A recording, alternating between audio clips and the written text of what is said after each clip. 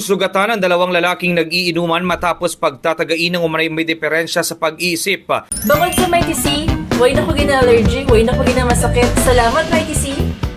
Dakong alas 7:20 ng gabi Hunyo 7 sa sitio Malamawan, Barangay Lindero, Lawaan, Antique. Kinilala mga biktima na sina alias Arnold, 52 anyos, Barangay Tanod at alias John, 30 anyos, security guard. At ang suspect ay kinilalang si alias Sani, 46 anyos, na kapwa-residente ng nasabing barangay. Sa panayam ng K5 News FM kay Police Captain Jomel Salarda, Acting Chief of Police ng Lawaan Municipal Police Station, kanyang ipinahayag na habang nag-iinuman ang mga biktima, kanilang nakita na may dalang bolo ang suspect na bumili pa sa isang tindahan at kanila itong sinabihan na iwan ang nasabing patalim na kanyang dala. Pero imbes na makinig, agad silang nilapitan at sinabihan na maingay at biglang pinagtataga. Nagtamo ng sugat sa kaliwang balikat at kanyang tiyan si Arnold at isinugod sa Angel Salazar Memorial General Hospital, habang si John naman ay nagtamo ng sugat sa siko at likod at nananatili sa ospital sa Bugasong.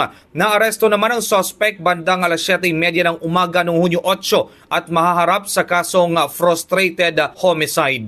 Para sa Mighty C Network News, K5 Joe Jen Kabatingan Murillo, para sa Kampiyon na Balita, Serbisyo Publiko at Kasiyahan sa Pilipinas, ang kampiyon na estasyon, K5 News FM.